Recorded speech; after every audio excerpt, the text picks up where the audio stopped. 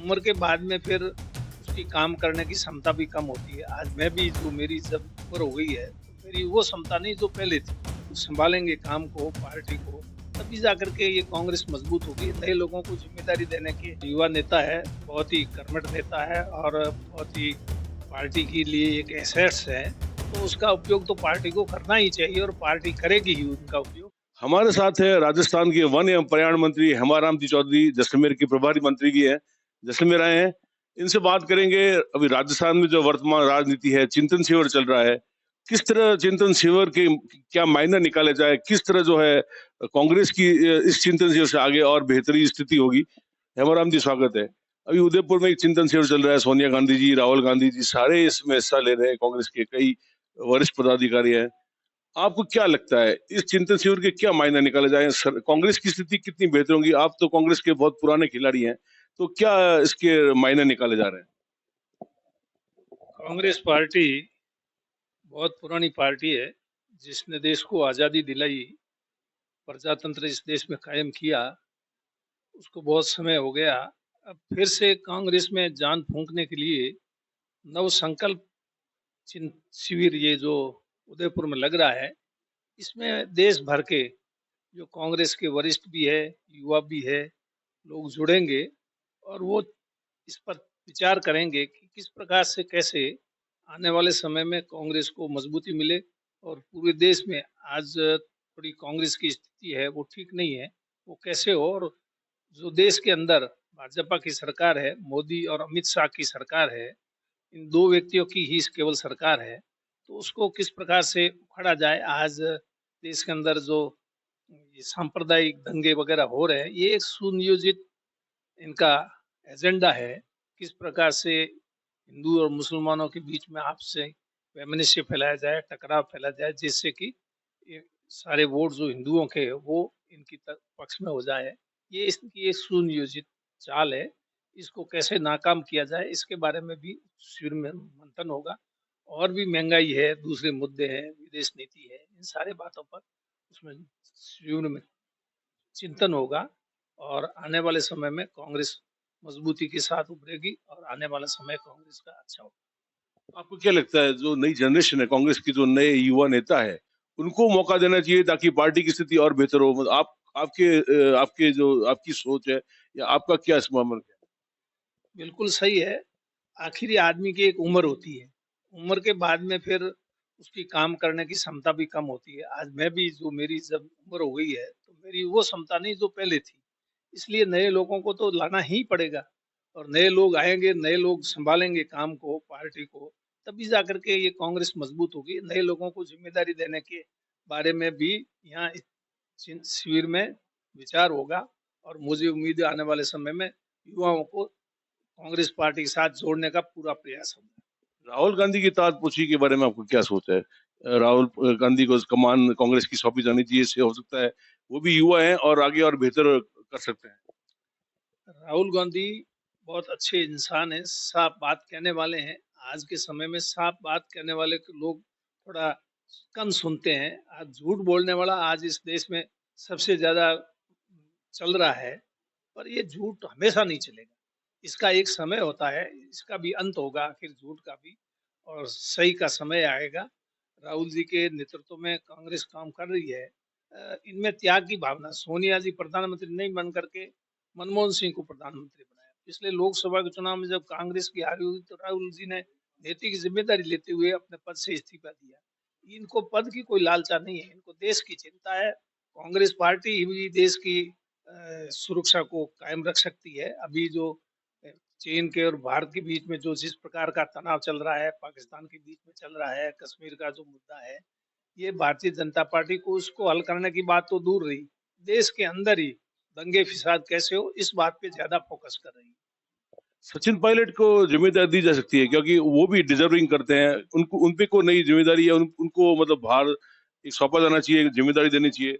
आपका क्या कहना सचिन पायलट युवा नेता है, बहुत ही कर्मठ नेता है और बहुत ही पार्टी के लिए एक एसेट्स है, तो उसका उपयोग तो पार्टी को करना ही चाहिए और पार्टी करेगी ही उनका उपयोग। क्यों ऐसे लोगों के उपयोग से ही पार्टी को मजबूती मिलेगी। उनके जो पोस्टर लगे उदयपुर में वो भी हटवा दिए गए। तो इसका क्या अर्थ निकाला जाए? नहीं, इस तरह की बात नहीं होनी चाहिए। पार्टी के अंदर सबका सम्मान होना चाहिए, सबकी इज्जत होनी चाहिए। पोस्टर सबके लगे, हमारे महान नेताओं के भी लगे, अगर किसी दूसरे लोगों के भी पोस्टर लगे हैं तो पोस्टर नहीं हटने चाहिए। कोई हटे हैं तो गलत बात। सबसे बड़ी एक और चुनाव, अगले साल चुनाव है, तो किस तरह तैयार है सरकार, किस तरह वापसी करेगी? आपका क्या कहना है कि जो माहौल अभी वो है, सरकार ने बहुत स्कीम भी दी है, उसके बावजूद भी ऐसा माहौल है, नेगेटिविटी की कई चीजें हो रही है, तो सरकार वापस करेगी या नहीं करेगी? आपकी क्या सोच? अभी इन 4 साल में प्रदेश में विकास के काम में कोई कमी नहीं है। बिजली है, पानी है, सड़क है, शिक्षा है, चिकित्सा है, स्वास्थ्य है, रोजगार है। इस तरह से हर मामले में काम में तो कोई कमी नहीं है। काम को अगर लोग वोट दें, काम को देख करके फैसला करें तो कोई कमी नहीं है। लेकिन जहां तक सवाल रहा वापस सत्ता में अगले बार आने का, तो अगर कांग्रेस पार्टी मजबूती से चुनाव लड़ेगी, सब मिलजुल करके चुनाव लड़ेंगे पार्टी के नेतृत्व में, तो निश्चित रूप से आने वाले समय में फिर से कांग्रेस की सरकार बनेगी। किसके नेतृत्व में चुनाव लड़ा जाना? ये हाईकमान जो भी तय करेगा उसके नेतृत्व में चुनाव लड़ेगा। एक अंतिम बात, अभी सांप्रदायिक हिंसा कई जिलों में राजस्थान में फैल रही है, आपको क्या लग रहा है, कोई सुनियोजित साजिश है या कोई और एजेंडा किसी का हो सकता है? क्योंकि राजस्थान में ऐसे कभी होते नहीं थे, भाईचारा रहता था, अभी कई जिलों में सांप्रदायिक आग फैली हुई है। आप देख रहे हो, ये आपके जैसलमेर जिला भी, इसमें हिंदू भी है, मुसलमान भी है। बाड़मेर जिला भी हिंदू और मुसलमान है, बॉर्डर के जिले हैं, लेकिन कितनी शांति है। कोई हिंदू और मुसलमानों के बीच में किसी भी प्रकार का आज दिन तक कोई दंगा नहीं हुआ। इसी तरह राजस्थान भी पूरा शांत प्रदेश है और हिंदू और मुसलमानों के बीच में कोई दंगा नहीं हुआ। लेकिन ये इस तरह से जानबूझकर उकसा कर किस प्रकार से कैसे हिंदू और मुसलमानों के बीच में दंगे हो, वैमनस्य हो, जिसका लाभ आने वाले समय में चुनाव में उनको मिले, ये उनको और कुछ नहीं दिखता है। आपस में अगर दंगे फिसाद होंगे तो उससे नुकसान ही होता है। जान, कितनी लोगों की जानें चली जाती है, संपत्ति का नुकसान होता है, हमेशा के लिए उनके आपस में बैर हो जाता है, तो साथ में उठना बैठना मुश्किल हो जाता है। लेकिन इनको उससे कोई मतलब नहीं, इनको तो एक सिर्फ सत्ता कैसे आ सकती है उसके लिए जो कुछ भी करना पड़े वो ये कर रहे हैं, और उसी दिशा में ये आगे कदम उठा रहे हैं। एक अंतिम बात, जो रीट के कई आरोपी पकड़े जा रहे, रीट जो पेपर लीक में आरोपी पकड़े जा रहे हैं, उनका जो है किसी न किसी रूप से कांग्रेस से नेताओं से वास्ता रहा है, उनसे जुड़े हुए हैं। अभी जालोर का एनएसआई का अध्यक्ष भी इसमें पकड़ा गया, विकास मांझू पकड़ा गया है। ऐसे कई जो है, जो अपराधी तत्व है, जो रीट के इसमें पेपर लीक में पकड़े गए हैं, उनका सीधा वास्ता कांग्रेस के नेताओं से था। तो आपको लगता नहीं कि इस कांग्रेस के नेताओं को इससे दूरी रखना चाहिए, कांग्रेस की बदनामी होती अपराधी अपराधी होता है, वो किसी पार्टी से उसका संबंध हो, वो किसी जाति से हो, वो कोई जाति का सवाल नहीं, कोई पार्टी का सवाल नहीं। अपराधी तो अपराधी होता है, और अपराधी को बचाने का काम हमारी सरकार नहीं कर रही। चाहे वो हमारी पार्टी का ही सदस्य है, चाहे वो हमारी जाति का ही सदस्य है, कांग्रेस की यही सोच है कि अपराधी को सजा मिलनी चाहिए। इसलिए ये रीट में इतने सारे लोग पकड़े जा रहे हैं। अगर कांग्रेस इस दृष्टि से इसका अनुसंधान नहीं करवाती, कार्रवाई नहीं करती, तो ये लोग नहीं पकड़े जाते। कांग्रेस के लोगों को अगर बचाने का काम करती तो कांग्रेस के लोग थोड़े ही पकड़े जाते। लेकिन सरकार ने ये नहीं सोचा कि ये किस पार्टी का है, किस जाति का है। अगर उसने अपराध किया है, इस रीट में नकल प्रकरण में उसका योगदान है, मतलब शामिल है, वो उसमें सम्मिलित है, तो वो छूटना नहीं चाहिए। है। लेकिन आपके लोग उनसे जुड़े हुए हैं, कई ऐसे कांग्रेस के नेता, सुखराम चौधरी जी का नाम भी आ रहा है, ऐसे कई आरोप लग रहे हैं। नहीं, किसी के भी नाम आओ तो उसकी भी जांच हो रही है। नाम आने से तो कोई मुलजिम नहीं बन सकता।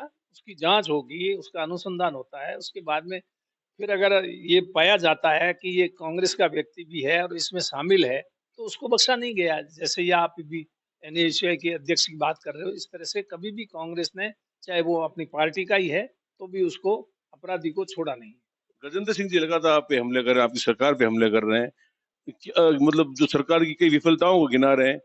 आपको क्या लग रहा है, वाकई सरकार की इस तरह हालात लगातार ऐसी खराब हो रही है? नहीं, सरकार के हालात बहुत अच्छे हैं, सरकार बहुत अच्छा काम कर रही है। गजेंद्र सिंह जी केंद्र में है, राजस्थान से प्रतिनिधित्व करते हैं।